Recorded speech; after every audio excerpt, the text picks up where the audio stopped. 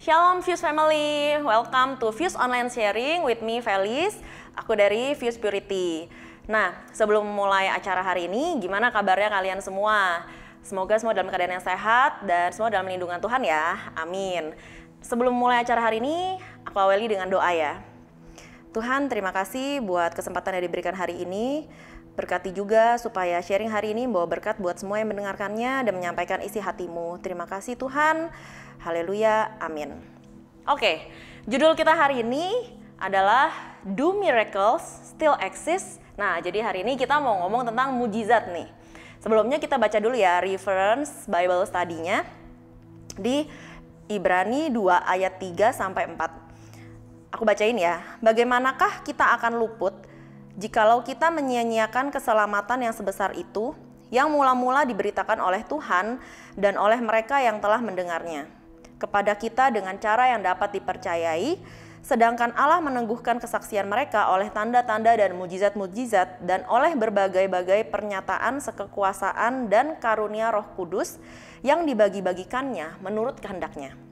Oke, nah jadi sebelum kita bahas tentang mujizat, kita tahu nggak sih arti mujizat itu tuh apa? Mujizat adalah peristiwa yang melibatkan tindakan langsung dan kuat oleh Tuhan, melampaui hukum alam dan menentang ekspektasi yang umum. Nah, jadi kita sering lihat peristiwa-peristiwa ajaib yang udah dilakukan Tuhan di dalam Alkitab. Contohnya apa aja nih? Ada Tuhan berjalan di atas air, menyeberangi laut di atas tanah yang kering, Tuhan menyembuhkan orang yang lumpuh hingga bisa berjalan, mengusir roh jahat, dan yang paling sering kita dengar, Tuhan membagikan makanan ke banyak orang hanya dengan memecahkan 5 roti dan 2 ikan. Betul ya? Nah, sebenarnya apa sih tujuan Tuhan mengadakan mujizat itu? Nah, tadi sesuai dengan Bible yang udah kita baca di Ibrani 2 ayat 3 sampai 4, sebenarnya tujuan Tuhan mengadakan mujizat adalah untuk menunjukkan kebesarannya. Nah, dan membuat orang menyadari bahwa Tuhan itu aktif loh ada di dunia, dan juga supaya orang tahu bahwa sumber mujizat itu sendiri yaitu ya Tuhan Yesus. Nah, oke, terus keajaiban seperti yang ada di Alkitab itu tuh sebenarnya masih ada nggak sih sampai sekarang? Nah, kita harus pahami dulu nih bahwa sifat Allah itu adalah tidak pernah berubah. Dikatakan di Ibrani 13 ayat 8, dia tetap sama kemarin, hari ini, dan selamanya.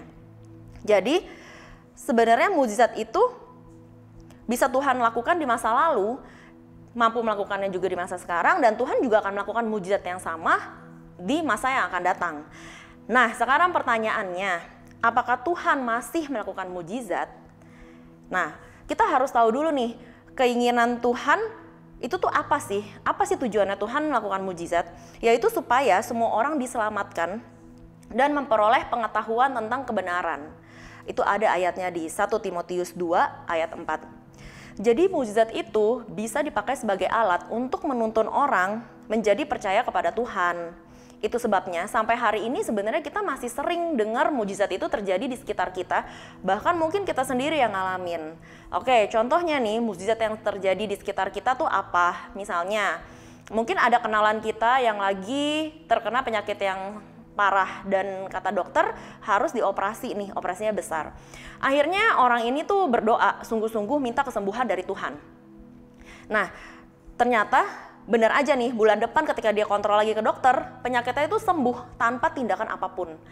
Nah, buat orang di sekitarnya yang dengar cerita dan kesaksiannya orang ini yang disembuhkan oleh Tuhan, orang yang tadinya mungkin bukan orang percaya, tapi karena dia dengar kesaksian orang ini bisa sembuh, orang ini menjadi percaya. Nah, itu mengapa makanya mujizat itu bisa menjadi alat untuk menuntun orang percaya kepada Tuhan. Tapi apa cuman orang-orang tertentu aja yang bisa merasakan mujizat? Enggak juga loh, gimana dengan kita sendiri? Nah, sebenarnya seringkali kita tuh memiliki standar atau pemahaman yang ada hanya di kepala kita tentang mujizat itu harusnya seperti apa sih? Padahal mujizat itu nggak selalu hal yang dramatis, nggak harus selalu hal yang megah. Dan juga mujizat itu nggak selalu harus sesuai dengan apa yang kita butuhkan. Kadang kita berpikir kalau nggak sesuai dengan apa yang kita butuhkan berarti bukan mujizat.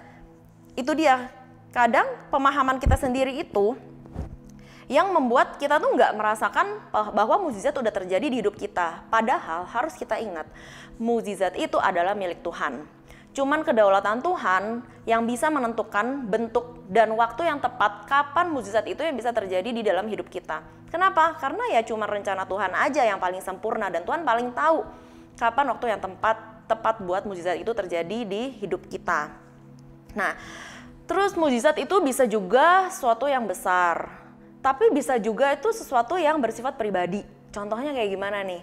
Misalnya, kita lagi dalam keadaan yang sulit, tapi kita juga bukan tipe yang bisa cerita ke siapa aja, jadi kita cuma simpan sendiri. Nah, tiba-tiba ada teman mungkin yang udah lama kita nggak ketemu, tiba-tiba ngajak kita ngobrol atau sekedar cuma nanya keadaan kita, apa kabar sih, kayak gitu loh. Padahal kita juga nggak pernah cerita masalah kita di sosial media, tuh nggak pernah, jadi nggak ada yang tahu kita tuh lagi ngalamin apa. Tapi teman ini yang udah lama nggak ngobrol bisa nanya kabar kita dan bahkan bisa nawarin buat doain kita. Nah, jadi itu sebenarnya juga salah satu mukjizat yang Tuhan lakukan buat kita. Dan itu tuh bersifat pribadi gitu loh. Tuhan kasih ke kita. Nah, Tuhan itu mau dari mukjizat itu mengubah sifat dunia yang cenderung egosentris, yang hanya mementingkan diri sendiri, itu menggantikan dengan sifatnya Tuhan. Sifatnya Tuhan tuh apa sih? Ada di 1 Petrus 5 ayat 7. Serahkanlah semua kekhawatiran hanya kepada Tuhan. Nah, Tuhan akan melengkapi dan menyediakan apa yang kita butuhkan. Nah, jadi mukjizat itu bisa juga berupa jawaban langsung dari doa. Tapi kadang juga nggak sesuai dengan jawaban dari doa. Contoh kayak gimana? Mungkin kita udah berdoa lama minta terobosan di bidang financial atau keuangan. Kita udah kirim CV ke berbagai perusahaan, tapi nggak ada satupun panggilan. Nah, ketika nggak ada panggilan, nggak ada jawaban doa, kita mulai meragukan diri kita sendiri gitu. Apa mungkin doa kita kurang benar? Dan lagi kita berpikir kita mulai meragukan Tuhan gitu. Kayak Tuhan kenapa ya nggak bantu kita? Kenapa orang lain begitu gampang dibantu, tapi kok Tuhan nggak bantu kita gitu? Nah, kita merasa doa-doa kita nggak ada yang jawab.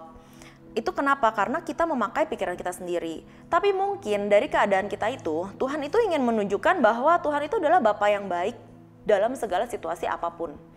Jadi Tuhan mau kita itu selalu mempunyai hati yang berserah. Dalam keadaan apapun Tuhan mau kita tuh nggak pernah worry, nggak pernah cemas, nggak pernah khawatir. Karena apa? Karena Tuhan yang pelihara. Nah, jadi Tuhan tuh tetap mau dalam keadaan apapun kita tetap bersuka cita, kita tetap berserah sama Tuhan aja. Jadi kita nggak perlu khawatir tentang apa yang kita makan, apa yang kita minum, dan apa yang kita pakai. Sesuai ayatnya di Matius 6 ayat 28 sampai 30. Oke, nah jadi Tuhan kita itu nggak pernah berubah. Dia tetap sama kemarin, hari ini, dan selamanya. Jadi selalu menjadi keinginan Tuhan untuk selalu menyelamatkan umatnya. Nah, oleh karena itu, mukjizat bertujuan untuk menunjukkan kepada orang-orang tentang besarnya kuasa Tuhan dan menuntun orang menuju keselamatan yang berasal dari Tuhan Yesus sendiri. Oke, itulah mengapa sampai saat ini sebenarnya mukjizat dan keajaiban itu masih terjadi di sekitar kita, bahkan mungkin di dalam diri kita. Nah, kita boleh nih ruangin waktu untuk merenung sebenarnya sepanjang perjalanan hidup kita ini tuh berapa banyak sih mukjizat yang udah Tuhan lakuin dalam hidup kita. Mungkin ternyata setelah kita merenungkan, kita sadari dan find out kalau ternyata tuh banyak banget loh mukjizat yang udah Tuhan lakukan dalam hidup kita. Cuman kita nggak sadar gitu. Kita hanya berpikir itu hanya kebetulan-kebetulan, padahal bukan. Padahal Tuhan udah melakukan mukjizat yang begitu besar di dalam hidup kita. Nah, jadi kalau kita lagi dalam keadaan yang sulit dan kita merasa kok Tuhan gak kasih kita jalan keluar, tetap percaya aja, tetap punya hati yang berserah.